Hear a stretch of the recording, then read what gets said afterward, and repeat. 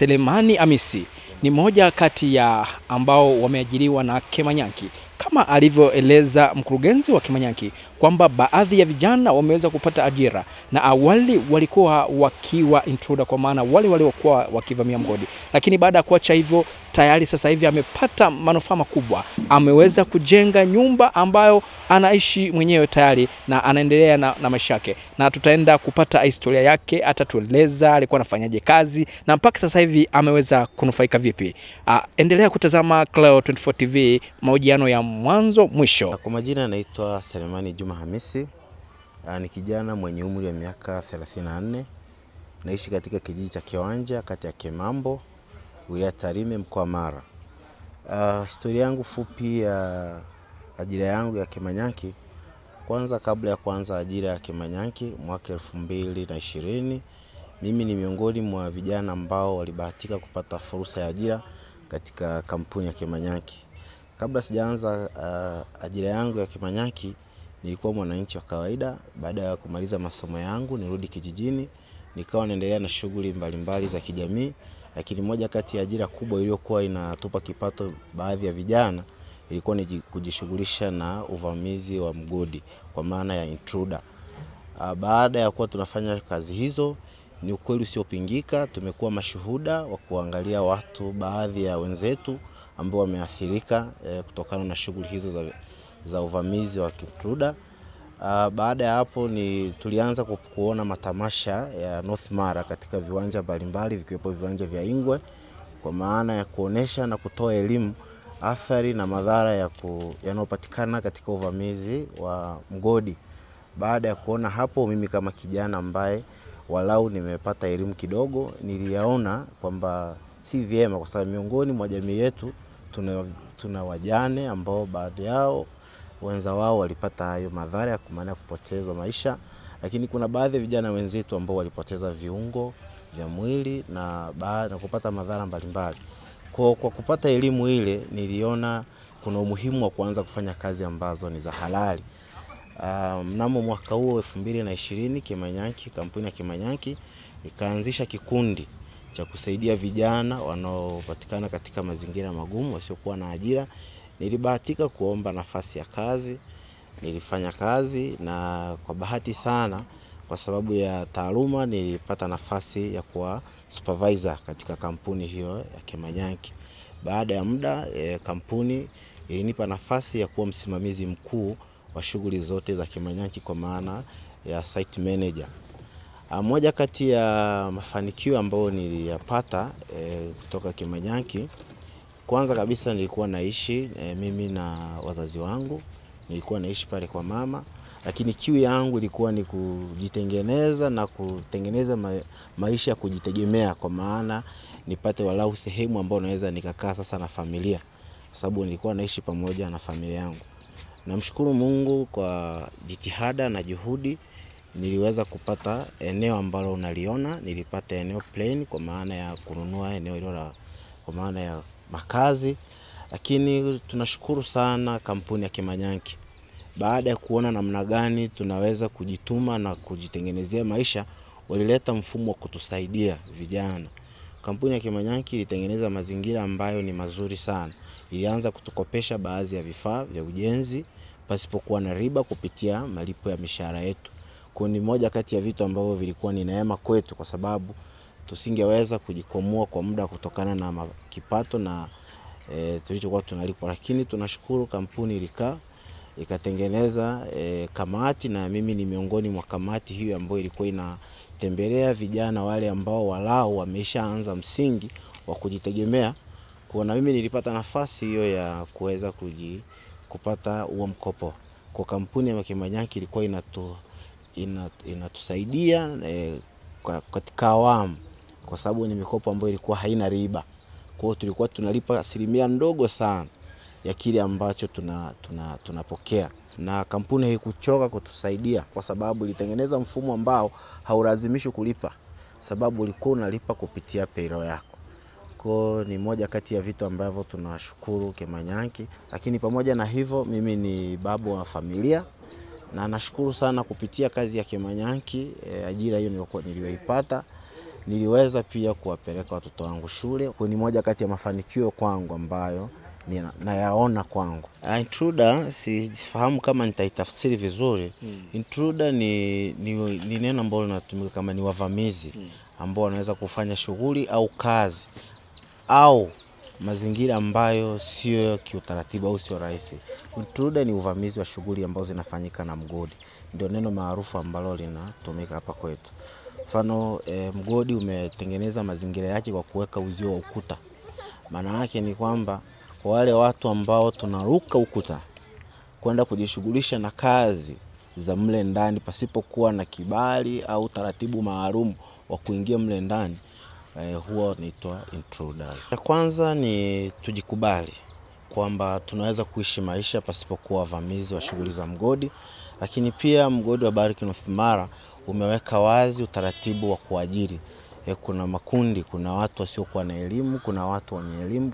Kwa kupitia hizi kampuni kuna shughuli mbalimbali ambazo hazihitaji hata taaluma kubwa. Mfano shughuli za usafi wa mazingira, shughuli za security. Maana yake ni elimu zingine zinapatikana pale pale kwenye mazingira ya kazi. Niwaombe tu vijana wenzangu kwamba fursa ni nyingi, kampuni ni nyingi. Mgodi wa Barrick North Mara umeendelea kusajili kampuni nyingi za wazawa ambazo usipopata hata Kemanyanke unaweza kupata kampuni nyingine ya kufanya kazi. Kweli usiopingika kwamba tumekuwa mashuhuda, sio wa kuhadithiwa wala wa kusimuliwa, kwa kushuhudia madhara yanayoweza kupatikana kutokana na intruder. Kwamba nafasi zinapotoka za kazi, serikali ya kijiji inapewa nafasi ya kutangaza kwenye notice board, aidha kwenye mikutano au katika mazingira ambayo inaweza kufikisha taarifa kwa wananchi. Kwa maana yake ni kwamba mfano ukija kwenye kampuni yetu ya Kemanyanke, tuna utaratibu wa kuwasajili wale watu wote wanaokuja kuomba kazi. Kijiji cha Kiwanja, cha Nyangoto, mjini kati, daftari zipo. Kwa ni waombe tu makampuni yanayozunguka, makampuni ya wazawa yasichoke kuwasaidia vijana. Na nafasi zipo, fursa zipo nyingi. Kuna wakati mwingine unaweza kuajiriwa kama kibarua, lakini unapofika field pale kuna uwanja mpana sana wa kujifunza stadi za kazi. Unaweza kujifunza welding katika mazingira ya kazi, na bahati nzuri wanatoa elimu na unafundishwa, na wakati mwingine pia unaweza ukajikuta baada ya kuwa sasa kibarua unaajiriwa kama mtu mwenye taaluma fulani katika kazi fulani. Na hapa tupo nyumbani kwake Serina, atatueleza ameanzaje na apewe kongole zake. Pia tukataka kutamani au tumetamani zaidi sasa kufika nyumbani kuona maisha yake halisi. Ataenda kutupa simulizi kidogo alivyoanza na mpaka sasa hivi ameweza kujenga nyumba yake, anaishi vizuri na familia yake. Before mimi kuwekeza kwenye kampuni yangu, nilikuwa mfanyakazi katika kampuni ya Kemanyanke ambayo anamiliki Bwana Nicholas Mahando Mgaya. Bwana Nicholas kwa kweli kwa sisi wafanyakazi wake alitupa kipaumbele sana. Alitamani sana wafanyakazi wake wawe na maisha mazuri na maisha bora. Kwanza kabisa katika mishahara aliyokuwa anatulipa, alikuwa anatulipa mishahara mizuri, ambayo kila mwezi alikuwa anakaa na sisi anatuhimiza namna gani ya kuendeleza kile kidogo tulichonacho. Kwa baadhi ya wafanyakazi upande wa supervision alikuwa anatamani sana kila mfanyakazi angalau awe na pikipiki ambayo inaweza kwenda muingizia kipato extra. Kwamba wewe usikalie tu kupata mshahara, lakini mshahara huu unaokupatia, je, baada ya kufanya matumizi ya nyumbani unawekeza nini? Kwa hiyo Bwana Nicholas alitufundisha kusave na kuwekeza. Kwa upande wangu mimi wakati nafanya kazi niliwahi kukopa ofisini kwa Bwana Nicholas kwa mkopo ambao ulikuwa hauna riba. Alinisaidia nikawa nimepata bando za bati, na baada ya hapo nikawa nimeezeka nyumba yangu nikishirikiana na mume wangu, ndio tukaanza kulipa ule mkopo wa zile bati alizokuwa ametusaidia katika mkopo. Lakini sio mimi tu, baadhi ya wafanyakazi wengi natoa ushuhuda huo kwa sababu mimi nilikuwa ni afisa rasilimali pale. Tulikuwa tunakopesha wafanyakazi matofali, pikipiki, kama mtu ana hela ya uwanja anaenda nakopa ili kwa ajili ya kujisaidia kununua hivyo vitu kwa ajili ya uwekezaji. Mimi wito wangu kwa jamii ya Nyamongo ni kwanza kabisa tumshikilie sana mwekezaji wetu ambaye ni mwekezaji mkuu, tunamuita ni Barrick North Mara. Barrick amesaidia sana vijana wengi kutoka kwenye umaskini. Barrick pia imetusaidia kwa sisi ambao kidogo tunajitafuta, tunapata kupitia yeye. Kampuni hizi zinazoingia kufanya kazi na mgodi wa Barrick North Mara ndo hizo zinazoweza kutupa sisi fursa tukiwa nje. Kwa hiyo mimi jamii napenda tu kuwahasa kwamba tuendelee kufanyia kazi yale mawazo mazuri tunaopewa na hao wafanyakazi na aidha wawekezaji. Kwa mfano hapa nikitolea mfano, Barrick North Mara inatoaga 1% ya fedha zake kwa ajili ya kusaidia vijiji vinavyozunguka mgodi. Kwa hiyo kwa pesa hizo napenda pia kuwaomba na kuwasisitiza wanajamii wenzangu tuzitumie vizuri kwa ajili ya uwekezaji wa baadaye. Ili kitokea kesho kutwa Barrick imeondoka, basi situachie tu mashimo bali tuachie pia vyuo, baadhi ya wasomi wakitoka Nyamongo, tuendeleze pia hiki ambacho Barrick walitamani kitufikishe mbali zaidi. Kwa upande huo mimi napenda tu pia niwape moyo wale wote ambao wameona wanaweza kufanya vizuri kwenye upande wa siasa, wasiogope. Waendelee pia kujitokeza kwa wingi, kwa sababu tunajua mwanamke mmoja akiwezeshwa, mwanamke mmoja akisubutu ni dunia imesubutu. Kwa hiyo tunatamani sana tuendelee kupata viongozi wazuri kama Mama Samia Suluhu Hassan ambaye tumemwona kama kiongozi mkuu wa juu ambaye tayari ametufungua sisi wanawake wote Tanzania kwamba tunaweza tukafikia malengo makubwa zaidi tofauti na yale tuliokuwa tumejiwekea nyuma kwamba mwanamke hawezi kuwa rais. Selina Mkaro ni mkazi wa hapa Nyamongo. Ni mwanamke ambaye amedhubutu kama tulivyokueleza awali, ameweza kuanzisha biashara yake ya kuwekeza katika swala zima la kujenga nyumba. Hiyo nyumba pia amekuwa kuhifadhi baadhi ya wafanyakazi wanaofanya kazi na baadhi ya makampuni ambayo yanafanya kazi na Barrick North Mara hapa Nyamongo. Pia tumekuja hapa nyumbani kwake, ameweza kutueleza hali halisi ya maisha yake, na awali akaeleza kwamba kabla ya kuanzia hapa amekaa Mwanza, amerudi ameajiriwa katika kampuni ya Kemanyanki, kampuni ambayo imekuwa ikiajiri baadhi ya vijana na akiwemo kijana, na ameeleza ameweza kufanya vipi, ameweza kujenga nyumba, baada ya nyumba ameweza kuchukua mkopo zaidi ya bilioni 2 na kuwekeza katika swala zima la rasilimali nyumba. Wito wake sasa ameweza kusisitiza wanawake kuendelea kudhibutu, msiogope. Jitokezeni, angalia mfano wa Selina. Ni mwanamke na sasa hivi ni malkia wa nguvu ambaye tayari sisi kama Clouds24 TV tumeona ameweza kufanya cha tofauti na tukaamua tuweze kumtembelea ili kuonesha wanawake ni jinsi gani wanaweza na si kuwezeshwa tu. Asante mwandishi wa habari. Kwa jina langu maarufu nimekuambia naitwa Chacha Mkara Nyangaka. Kwa kampuni ya Kemanyanki FC nimepitia changamoto mbalimbali ninayoona. Nimepitia changamoto mbalimbali kutokea kwenye mgodi wa Barrick Mara. Kwa maana nilichoona pale nikaacha mambo kama utafutaji wa Barrick Mara. Nikaona utafutaji umekuwa mgumu sana kwangu mbele yangu. Ngoja nijiunge na kampuni ya Kemanyanki naangalia kama inawezekana kupata manufaa yangu. Bwana atafuta na Mwenyezi Mungu ataendelea kunilinda. Na niko chichaki naendelea kumwambia kwa nafasi yake. Maisha yangu kwa utafutaji hapa na hapa, nakimbia huko mlimani kwa maana mdogo swete.